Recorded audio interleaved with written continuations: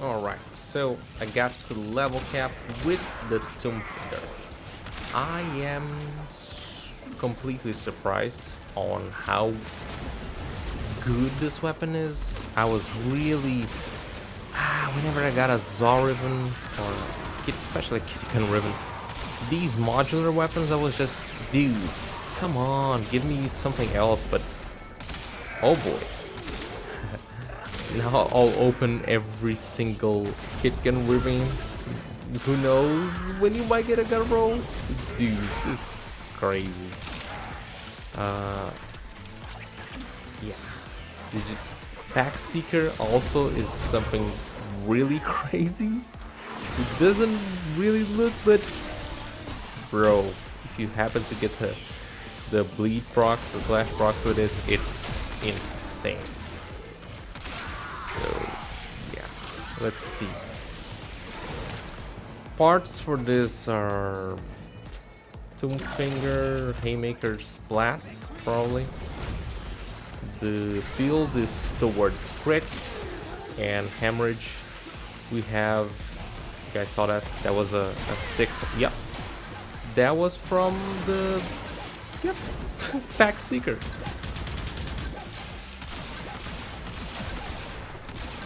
So, we have guaranteed impact procs when this weapon is a secondary.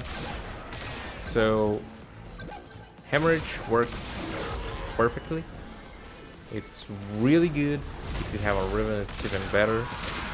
You don't necessarily need it, but of course it's always good to have it to get a good roll. So I do have a okay roll. It's damage to Rainier, critical damage. Also using the, what's it called? Using Deadhead. Deadhead makes it pretty crazy. It's only a little bit harder to maintain on very high levels. Killing Eximas with it usually doesn't go very well. I don't need anything extra here to kill. Only the damage from the weapon like itself, it's already not with extra. I mean, I don't need the roar that I have here. I really don't. I forgot to primer this stuff. I'm just talking so much that I forgot to primer. And I'm so used to armor stripping that it just goes naturally. Okay. Yeah. So, the thing with Pack Seeker and why I think it's so damn crazy is because not only does Pack Seeker can deal crazy amounts of damage, Pack Seeker can also, if it manages to kill, it will proc Deadhead. It will activate Deadhead, it will activate the Galvanized Scope. That's crazy! And the thing about it is, on very high levels, you're definitely gonna armor strip. And enemies also tend to cluster up. So, you just armor strip a cluster of enemies, you shoot one's head, the projectiles fly, they hit the other one's head too, and yeah, you get your Deadhead quick, you get some stuff really quick. The only not really good thing here is because of the ceiling. As the projectiles kind of spawn, they go up, and that is what? Not the best thing.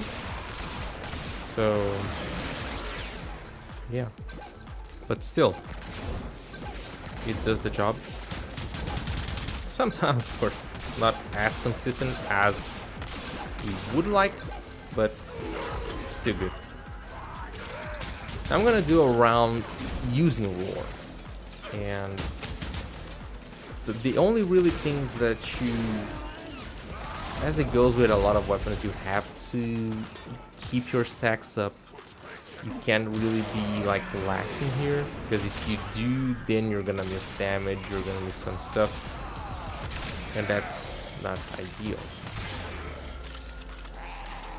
if we were playing Ash, things would be much more crazy. We would potentially be getting orange crits all the time, potentially, and by using our, how's it called? I might just, the first death might be now. Nope. Again.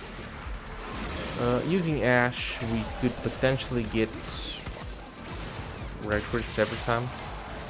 I'm gonna have a bad time here. Yep.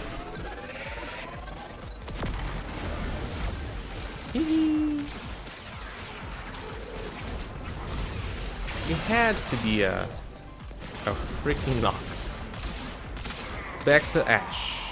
Ash could potentially allow all-time orange crits with potentially red crits. I haven't done the math, but I think that's achievable. With maybe, if not like just with Smoke Shadow, that could potentially be achieved with 1 or 2 stacks of Galvanized Scope. So the crits would be better, the bleeds, the dots would be better. But look at this, it's crazy. For a modular weapon. A weapon that you can craft, I don't know, very early in the game? It's kind of crazy. Of course, there's a bunch of Forma and good mods, but yeah. Forma like this, it actually beats quite a good amount of weapons. See the headshots. I would like to show you guys like the headshots really just going for someone. Oh, yeah, that's a proc there. Of course, he's healing, but oh, was 1 tick away. Yeah, you guys could see with the Scorpion. That's how it goes.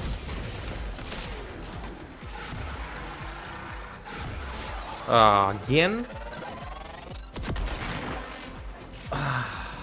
I'm just too excited showing you guys the weapon.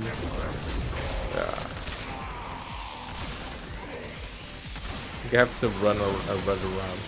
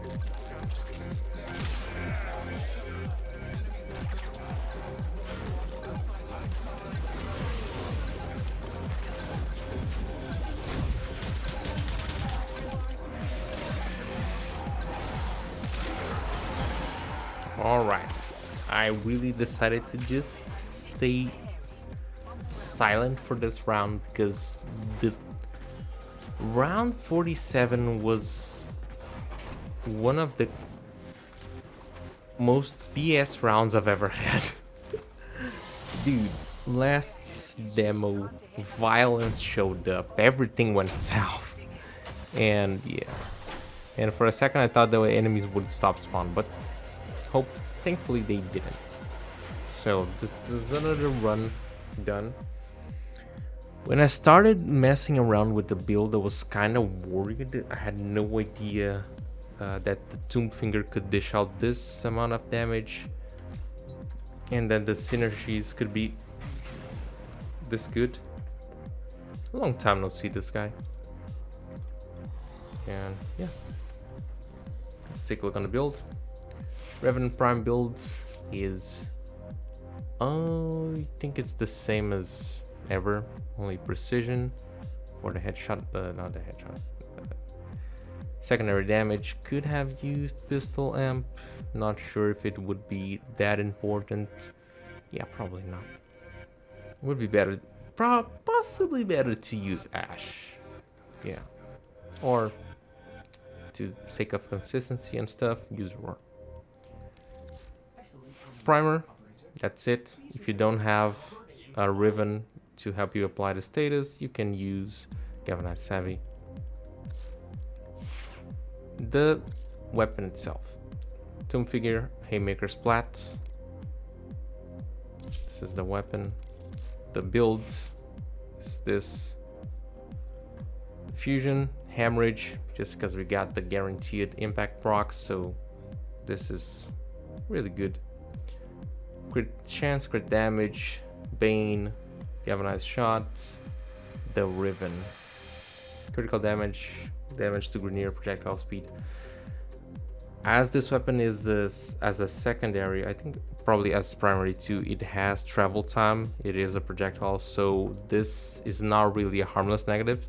So I formatted it one more time to fit in lead of momentum. Galvanized Crosshairs, by using armor strip, which is super useful to get Deadhead, it also becomes easy to get the Galvanized Crosshair stacks, and also trigger the Pack Seeker. Just if you do it, if you're gonna do it against the Grenier, I would recommend you go Mars, just so you can have a better use of Pack Seeker, because it's really good. The Zaw, used it only for the Acolytes. Nothing too crazy, my Zaw build. And Toxicat, same build as always. Playing like this, you really just want to keep your stacks up, get your headshots with the kit gun, and you're gonna be fine. Yeah, there's not much else to say about it. I think if you have any questions or suggestions, leave it in the comments below. I'll make sure to read them, of course, as I get notified. And thank you very much for watching. Leave it a like. Let me know what you think about the weapon. Any changes, any different builds, elements, all that good stuff. And consider subscribing.